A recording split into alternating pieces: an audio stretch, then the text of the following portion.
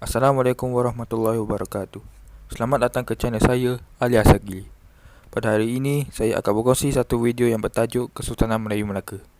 Sebelum itu, jangan lupa subscribe channel saya dan like video saya. Kesultanan Melayu Melaka. Nama Melaka berasal daripada tiga sumber, iaitu sejarah Melayu yang bersempena dari pokok Melaka, istilah Arab iaitu Molakah dan Malakat yang bermaksud pertemuan dan perhimpunan, dan juga mitos Hindu iaitu pokok Amalaka. Kerajaan ini berpusat di Melaka dan dipimpin oleh 9 orang sultan. Antara sultan yang terkenal ialah Parameswara, Muzaffar Shah, Mansur Shah dan Alauddin Riayat Shah. Tempoh pemerintahannya adalah selama 111 tahun, iaitu dari 1400 hingga 1511. Penubuhan. Setelah Palembang diserang oleh Majapahit, putera Raja Palembang iaitu Parameswara berundur ke Temasek. Bagi menuntut hak pertuanannya, baginda telah bertata di Temasek setelah membunuh Temagi. Apabila Temasek diancam oleh Siam dan Majapahit, baginda bersama pengikutnya berundur ke Muar. Oleh kerana Muar tidak sesuai untuk membuat kerajaan baru, Parameswara membuat keputusan untuk meneruskan perjalanan hingga ke sebuah perkampungan nelayan di sebelah utara. Bermula dari situlah baginda mengasaskan kerajaan baru yang dinamakan Melaka. Sumbangan. Dari sudut agama, Melaka dijadikan sebagai pusat penyebaran Islam serta tempat pertemuan ulama dan pendakwah. Agama Islam pula dijadikan sebagai agama rasmi. Selain itu, Sultan berperanan sebagai penaung kepada aktiviti pendakwah dan perbincangan kitab agama. Masjid dan surau juga dibina sebagai institusi agama. Dari sudut politik, Melaka dijadikan sebagai pusat pentadbiran. Bagi melicingkan urusan pentadbiran, sistem pembesar 4 lipatan diwujudkan dan Sultan dibantu oleh pembesar berempat, pembesar ber-8, pembesar 16 dan pembesar 32. Seterusnya, kerajaan ini berjaya meluaskan empayar ke seluruh tanah Melayu, pantai timur Sumatera dan kepulauan Riau Lingga, sekaligus menguasai laluan di Selat Melaka. Melaka juga menjalinkan hubungan luar dengan alam Melayu dan negara luar seperti Pasai, Majapahit, China, Ryu dan Turki Utsmaniyah. Peringkat pentadbiran terbagi pada dua, iaitu pusat dan jajahan. Pentadbiran pada peringkat pusat dilaksanakan oleh pembesar berempat, iaitu bendahara sebagai ketua pentadbir, penghulu bendahari sebagai pengurus perbendaharaan, temenggung sebagai penjaga keselamatan Kota Melaka dan Laksamana bertindak sebagai panglima angkatan laut. Pentadbiran pada peringkat jajahan diuruskan oleh pembesar yang dilantik oleh sultan dan pembesar berempat. Pembesar ini ditugaskan untuk menguruskan pentadbiran di daerah dan kampung, menjaga keamanan kawasan serta dibenarkan untuk mengutik cukai. Dari sudut perundangan, undang-undang bertulis diwujudkan, iaitu Hukum Kanun Melaka dan Undang-Undang Laut Melaka. Undang-undang adat iaitu Adat Temenggung turut digunakan dalam pentadbiran. Selain itu, bendahara dilantik sebagai ketua hakim serta jawatan mufti dan kadi diwujudkan dalam sistem perundangan Melaka. Dari segi ekonomi, disebabkan Melaka berada pada kedudukan strategik, Melaka dijadikan sebagai pusat perdagangan serta pusat pengumpulan dan pengedaran pelbagai barang dagangan. Antara barangan dari alam Melayu ialah emas, perak, timah, kapur barus, hasil hutan, hasil pertanian dan rempah ratus.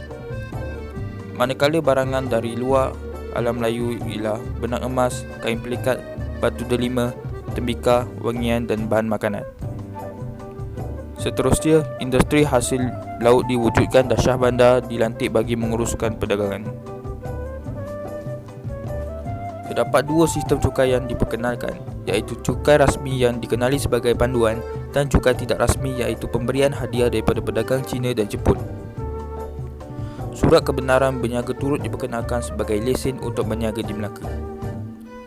Di samping itu, sistem barter masih diteruskan dan mata wang juga diperkenalkan, iaitu kulit siput, timah, emas dan perak. Gudang dan khidmat membaiki kapal disediakan.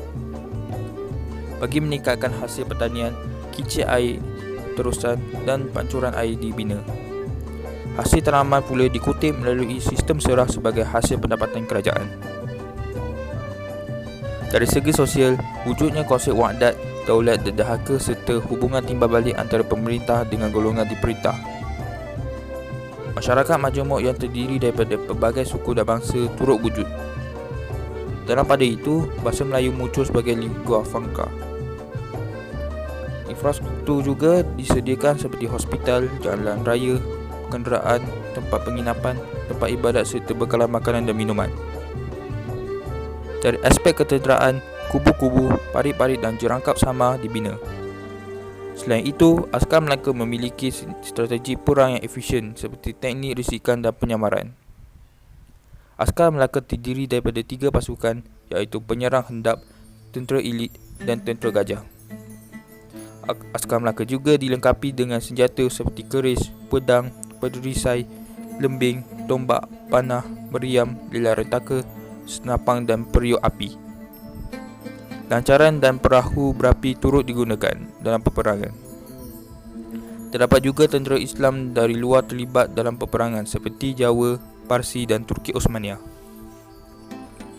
Dari aspek pendidikan, Melaka dijadikan sebagai pusat kegiatan ilmu. Masjid, madrasah dan surau dijadikan sebagai institusi pengajian agama Islam, manakala istana pula berperanan sebagai tempat berkumpul golongan cerdik serta tempat menyimpan buku penulis tempatan dan asing. Rakyat turut dia aktif dalam aktiviti penyaduran dan penterjemahan karya asing dan kitab agama. Dalam urusan pendidikan, bahasa Melayu dijadikan sebagai bahasa ilmu pengetahuan dan tulisan Jawi turut diperkenalkan dalam persuratan. Rakyat juga mahir dalam ilmu kimia, matematik, kesenian, pelayaran, perubatan dan ilmu pertukangan. Kejatuhan dan kemerosotan. Antara faktor kejatuhan Kesultanan Melayu Melaka ialah kelemahan kepimpinan pemerintah Melaka kerana sikap pilih kasih, rasuah, perbalahan dan penyelewengan kuasa.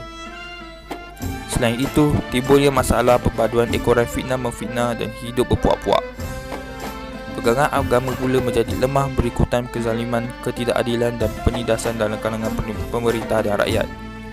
Di samping itu, terdapat juga pengkhianatan dalam kalangan pembesar tempatan dan pedagang asing akibat menerima rasuah daripada pihak Portugis. Akhirnya, dengan pengkhianatan itulah Melaka diserang oleh tentera Portugis pada tahun 1511. Lalu berakhirlah pemerintahan Kesultanan Melayu Melaka yang berpusat di Melaka. Itu sahaja daripada saya. Sekiranya terdapat cadangan dan pendapat lain, boleh tulis komen di bawah. Jika anda berminat dengan video saya, silalah like dan subscribe channel saya. Sekian, terima kasih dan Assalamualaikum warahmatullahi wabarakatuh.